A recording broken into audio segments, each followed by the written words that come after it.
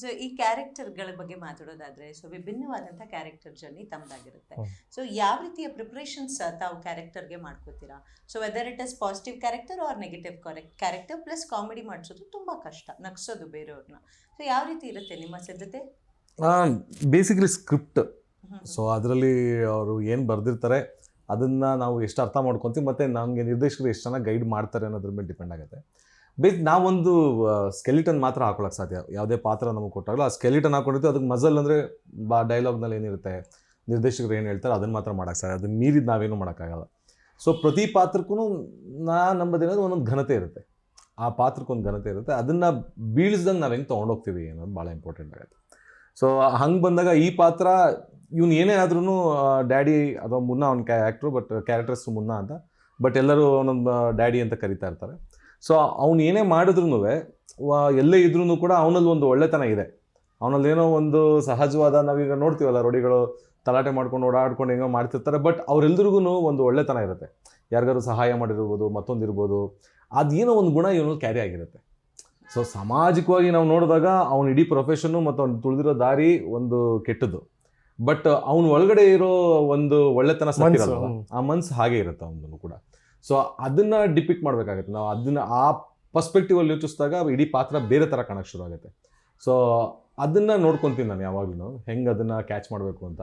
So ಇದರಲ್ಲಿ ರೋಹಿತ್ ಅವರು basically ಆ ಐಡಿಯಾ ತುಂಬ ಚೆನ್ನಾಗಿ ಇಟ್ಕೊಂಡಿದ್ರು. ಅವ್ನ ಪಾತ್ರ ಎಕ್ಸ್ಪ್ಲೇನ್ ಮಾಡ್ಬೇಕಂದ್ರೆ ನನಗೆ ಇವನೇನೇ ಮಾಡಿದ್ರು ಈ ಥರ ಒಂದು ವ್ಯಕ್ತಿ ಅಂತ.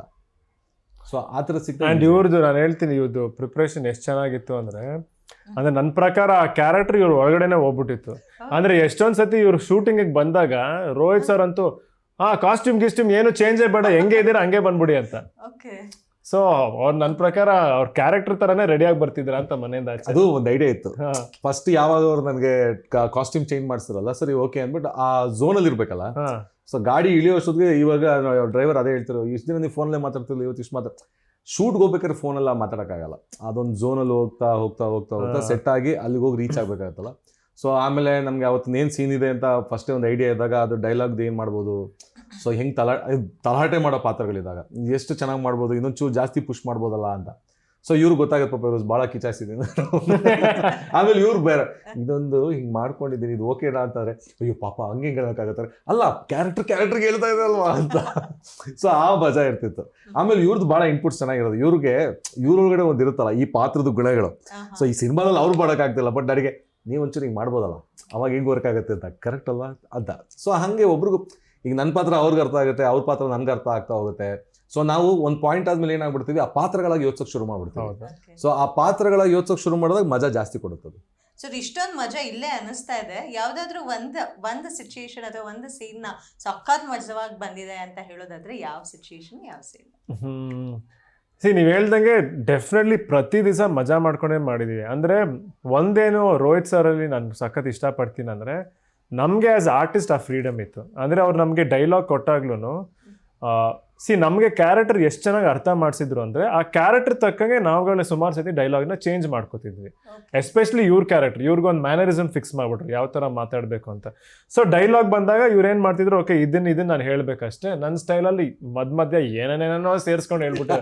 ಸೊ ನಮಗೇನಾಗ್ತಿತ್ತು ಒಂದೊಂದು ಸತಿ ಲೈಕ್ ಇವರು ಆ ಕ್ಯಾರೆಕ್ಟರ್ ಫ್ಲೋಲ್ಲಿ ಫುಲ್ ಮಾತಾಡ್ಬಿಡೋರು. ಸೊ ಕಟ್ಟು ಶಾರ್ಟ್ ಓಕೆ, ಅದನ್ನೇ ಇನ್ನೊಂದು ಆ್ಯಂಗಲಲ್ಲಿ ತೆಗಿಬೇಕು. ಇವ್ರು ಸಡನ್ ಬಂದ್ಬಿಟ್ಟು ಅಲ್ಲ ನಾನು ಏನು ಮಾತಾಡಿದೆ ಪ್ರೀವಿಯಸ್ ಶಾರ್ಟಲ್ಲಿ ಅಂತ, ಆಮೇಲೆ ಆ ಕಂಟಿನ್ಯೂಟಿ ಮಿಸ್ಸಸ್ಸು ಅದೆಲ್ಲ ಸಖತ್ ಮಜಾ ಇತ್ತು, ಸಖತ್ ಮಜಾ ಇತ್ತು. ಸೊ ಈ ಆಡಿಯನ್ಸ್ ನೋಡೋರ್ಗೆ ಯಾವ ಕ್ಯಾಟಗರಿ ಆಡಿಯನ್ಸ್ಗೆ ಎಕ್ಕಾ ಮೂವಿ ತುಂಬಾ ಅಟ್ರಾಕ್ಟ್ ಮಾಡುತ್ತೆ, ಇಷ್ಟ ಆಗುತ್ತೆ? ಪ್ರತಿಯೊಬ್ಬರಿಗೂ ಇಷ್ಟ ಆಗುತ್ತೆ. ಈ ಸಿನಿಮಾದ ಪಾತ್ರದ ಜರ್ನಿ ಏನಿದೆಯಲ್ಲ, ಸೊ ಮಗುವಾಗಿರೋ ಒಬ್ಬ ವ್ಯಕ್ತಿ, ಸೊ ಅವನೊಂದು ಮಗು ಜೊತೆ ಸೇರಿಕೊಂಡು ಮಗುವಾಗಿ ಆಡ್ತಾ ಆಡ್ತಾ ಆಡ್ತಾ ಒಂದು ಶಾಕಿಂಗ್ ಇನ್ಸಿಡೆಂಟಿಂದ ಅವನು ದಿಗ್ಭ್ರಮೆಯಾಗಿ ನಿಂತ್ಕೊಬಿಡ್ತಾನಲ್ಲ, ಆ ಇಡೀ ಪಾತ್ರ ಒಂದ್ಸತಿ ನಿಂತು ಅವನಲ್ಲಿರೋ ಒಳ್ಳೆತನ ಹಾಗೆ ಒಳಗೊರಟೋಗಿ ಸೊ ಮೃಗ ಹಾಗೆ ಆಚೆ ಬರೋಕ್ಕೆ ಶುರು ಆಗುತ್ತೆ.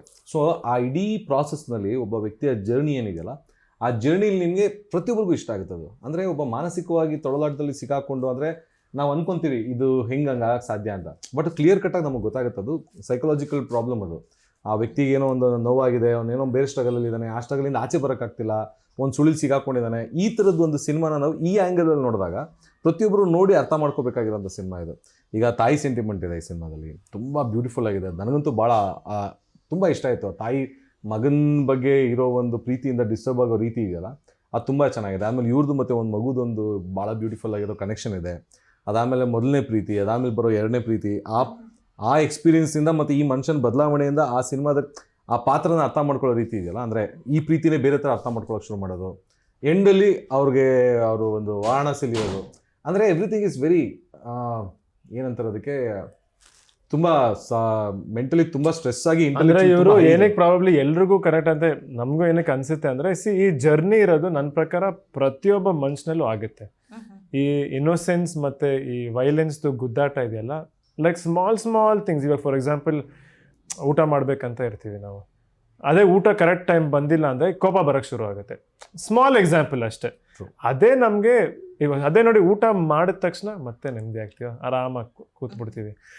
ಸೊ ಇದೊಂದು ಚಿಕ್ಕ ಎಕ್ಸಾಂಪಲ್. ಅದೇ ಥರ ಈ ಫಿಲ್ಮಲ್ಲಿ ಏನಂದರೆ ಈ ಗುದ್ದಾಟ ಕಾನ್ಸ್ಟೆಂಟ್ ಆಗಿರುತ್ತೆ. ಸೊ ನನ್ನ ಪ್ರಕಾರ ಅಥವಾ ನಮ್ಮ ಪ್ರಕಾರ ಈ ಒಂದು ಇಮೋಷನ್ ಇದೆಯಲ್ಲ ಅದು ಪ್ರತಿಯೊಬ್ಬರಿಗೂ ಕನೆಕ್ಟ್ ಆಗುತ್ತೆ ಅಂತ. ಓಕೆ, ಸೊ ಚಿತ್ರದ ಬಗ್ಗೆ ಮಾತಾಡಿದ್ವಿ. ಒಂದು ಸ್ವಲ್ಪ ಒಂದು 5 ಕ್ವೆಶ್ಚನ್ಸ್ ಅಂತಂದ್ರೆ it is not rapid 5 question. ನಿಮ್ಮಿಂದ ಆನ್ಸರ್ ಏನಿರುತ್ತೆ ಅನ್ನೋ ನಿರೀಕ್ಷೆ. ಓಕೆನಾ? ರೆಡಿ.